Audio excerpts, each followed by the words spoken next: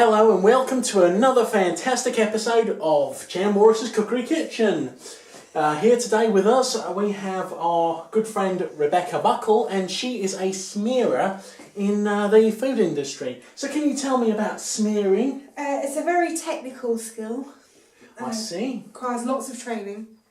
You have to deal with your palette knives, your spoons. Okay, well we haven't got any palette knives I don't think today, but we have plenty of spoons. Well, I've got a postgraduate diploma in spoon smearing, so that's fine. That's really good. That's fine. So that means you're proficient with smearing paste and possibly even some of the more solid types of food. Yeah, most definitely. Attractive little splodges on plates. That's good. Food is sexy, food is attractive, food is real. Okay, and now we're going to show you our new delightful meal, and it is called Raison d'etre because it's got no raisins in it, and you'll probably die while eating it, so it's kind of ironic really. Okay, today we are making Raison d'etre and we will be using extra virgin olive oil. The reason we're doing this is because it's my brother's girlfriend's birthday and she's Italian, so we're going to use a lot of olive oil here. Now we're going to use a little bit of drinking chocolate as well, because drinking chocolate, it's got this very, very nice thickness to it, and it really doesn't dissolve well in milk.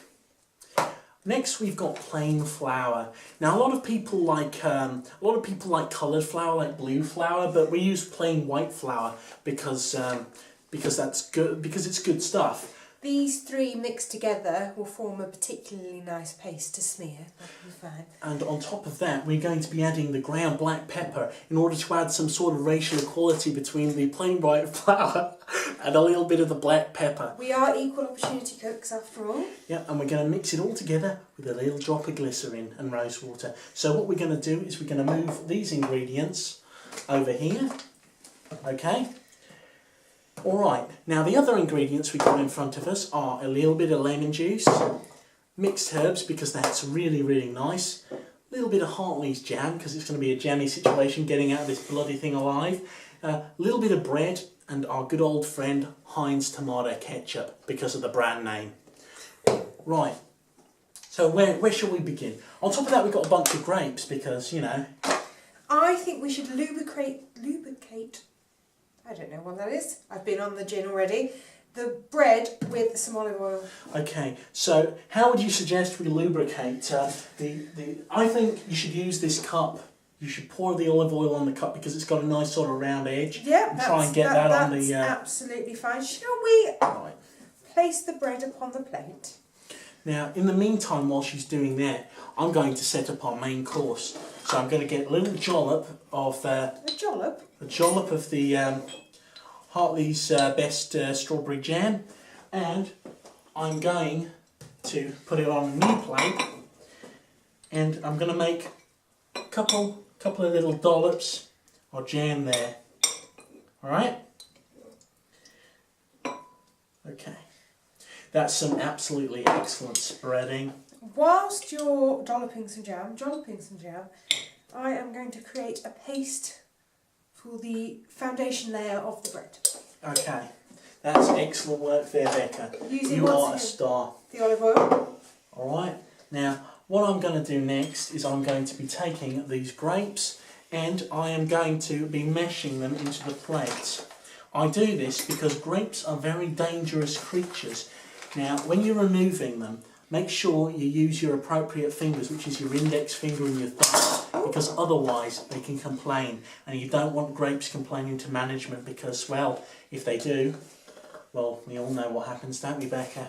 We do indeed, and I think it's important to remember that enjoying a good meal is a visual exercise as well. So if you can see now the attractive colours and patterns that Alex is making, just add to the luxuriousness of the foodstuffs. That's excellent. Now look at that. Is that not delicious looking? It's almost like a kind of disturbed zombie pizza. And we all know how popular zombies are. So what we're going to do, in order to make a cross blend between the jam and the grapes, we are going to add just a little pinch of mixed herbs to the situation. So there we go. That's a little pinch of mixed herbs. Isn't that beautiful? Right. So I have been making a paste of virgin olive oil, white flour, drinking chocolate, and we've added a little water to make it into an emulsion. Okay, on top of that, I'm going to be making a special little side dish, which is pure lemon juice with olive oil in it. Now, I'm going to use quite a bit of olive oil for my brother's Italian girlfriend. Happy birthday. This, darling, is for you. Okay? And in order to make that look even more attractive, we are going to give it a little dollop of ketchup. We're going to have more ketchup in this. Beautiful. But it's important to dollop that ketchup in there. And look at that. I call that Waxia because when going back in time and looking at arthropods, we believe that all sort of evolved into little oceanic sea creatures, don't we? Which turned into our slugs and snails that we know today. Well, if you now look into the contents of the cup, you can see we've come to an appropriate thickness. This is quite complicated, so I'm just going to begin the process just for you to see. I'll bring it up to the camera so you can see a bit better. We've lubricated the bread, so that will help. What you want to do is take a good spoonful to begin with, gently dollop it on, and then with a firm action, smear across the bread.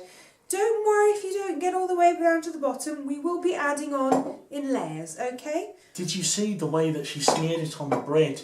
It was almost like the legendary smear champion Rocky Phelps. Oh, a hero of mine, Alex, an absolute hero. What can I say? My knowledge is fantastic. Of course, we dropped the pseudonym and secret name of Chan Walrus and come up with my real name throughout this programme secretly. we have. I was meant to sign an agreement, but I didn't. Well, that's very, very bad because it means you won't be paid. But don't worry, you'll get to take some of this home with you. Well, that's what counts. Now, if we watch how we drop the lemon juice onto Waxia, it sort of sinks to the bottom, which is really, really quite artistic, I find. And it also enables it to be a delicious meal at the same time. Now that we've prepared the base layer, I think because Middle Eastern flavours are all the rage at the moment, slight drop of the glycerin rosewater, which looks to be vintage as far as I can tell. It's got a Tudor rose on this. This is for anyone watching who likes the Tudors, the programme or anything else.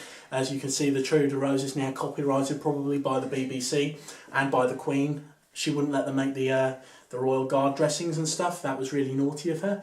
But we got glycerin and rosewater from the Tudor times. So we are just going to add a drop or two, strong stuff, with a little sprinkling motion.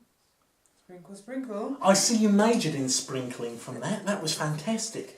We're also going to use it because we really like the scent to just add a little bit of glycerin and rosewater to our beautiful dinner, which is starting to form Helps here. to give the grapes a nice shine, I think. Yeah, and it allows the mixed herbs to swim happily around the plate. What a delightful thing to see. Now, what we're going to do is we're going to take our knife, we're going to cut down the middle, trying not to get too much of our beautiful, beautiful spreaded sauce. The triangular motion is the preferred shape for sandwiches within society. Yes, if you get square sandwiches, you can die of arthritis. Unless, of course, they are cucumber, which is the only acceptable square shape. But only if the cucumbers are triangulated before you make them. Course. Now, we're going to arrange them in our little mix like this. Okay, trying to get... Would you like to help me there, Becca? Of course I will. Oh, we've had a little bit of a smear. But don't worry, I can mop that up. You are the smear expert. I am indeed. Alright, this is beginning to look really, really lovely. Now, Waxia is going to be unleashed on the middle of the platform. Now, everything that's been growing in here has sort of formed a spiral cluster in the middle. So what I'm going to do is I'm just going to pop that down into the middle of the thing, and there we go. Beautiful. And I think to finish off, we always need a little seasoning. So just a little hint of ground pepper, just a pinch. And we need a pinch of flour just to balance out the racial equality. That's a little bit too much flour. You're going to have to put more black pepper on. Okay, A okay. little bit more black pepper there. Remember, when cooking, you can always add, but you can't take away. Okay, I'm just going to make sure that we've got enough black pepper there. Maybe a little bit more balancing out. No, it definitely needs a bit more balancing out. And we probably need a bit more jam. I think that our lovely host may be suffering from some kind of pepper-induced hysteria. It's a very common side effect. It only lasts about 10 minutes or so. If you do find yourself in the kitchen, don't worry about it. Just leave the sharp things alone and you'll be fine. Okay. Now, what we're going to do now is we're going to try it. And if Becca, if you can hold that up to the camera so that they can tell that we are not cheating with this. Have to be very careful not to spill it. Isn't that beautiful? Now, what we're going to do is we're going to zoom in slightly. Right, there we go. Aren't we sexy? Okay, going to zoom out a little bit and zoom up. Now, as you can tell, we have not cheated with this. Can you keep it held up in the air for us, Becca? Very good. Indeed. There we go. Got it. It's the one-handed technique. All right, we're going to have to bend down a little bit, possibly bringing the camera up again. That might help. All right, and have a novelty spoon, Becca. Thank you. Would you like the first taste, or should I, darling? You can go first. That's absolutely fine. You're the host. Well, thank you very much. I'm going to start by getting a little bit of this jam and peppery stuff and just trying to maybe scoop a bit of that olive oil in. And we've got a little bit of our underlay which made it look like a pizza. Look how delicious that looks. Ooh. So appetising. I can't wait to dig in. And how is it? It's definitely amazing. I think Alex is overcome, so I'm going to try a little bit now. What I'm going to do is take one of the pieces of bread. As you can see, it's nicely soaked up the other ingredients. And scoop a little bit of jam on it for good measure. Right, here we go. That is just delicious.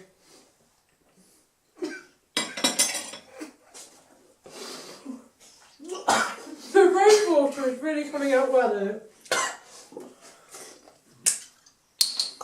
Can you excuse me for a moment?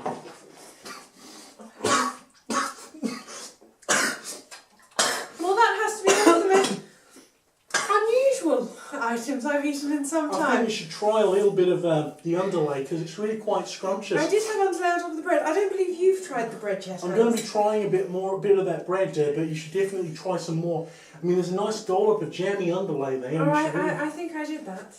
Give it a shot. You know you want. This is for public television. We do need to save some for the crew, after all. The crew is just a tripod. I don't think he wants to eat it.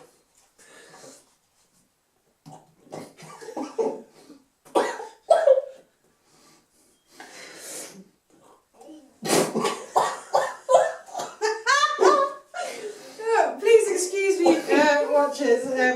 I believe that I may have contracted some pepper hysteria.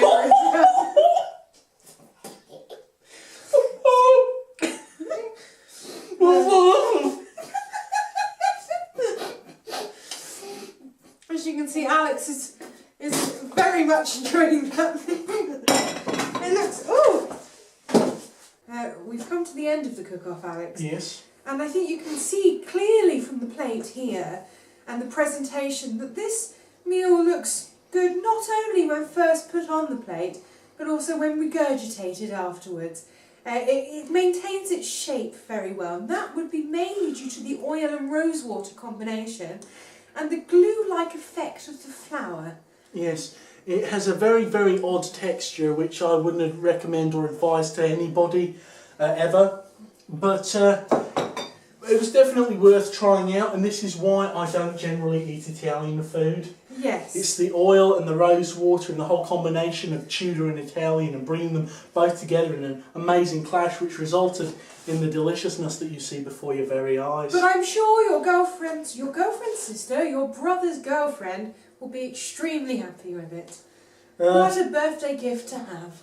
Well, yeah, that will be brilliant, and it's been really nice working with you on the show. Would you like to shake my hand? We'll do an air shake. Oh, let's go in for it. Yeah, nice one. Also, you can use it as a moisturiser when finished. Nice moisturising cream. Beautiful. Yes, that works really well. Anyway, goodbye for now. We'll see you next time on Chan Walrus's Cookery Kitchen. Goodbye.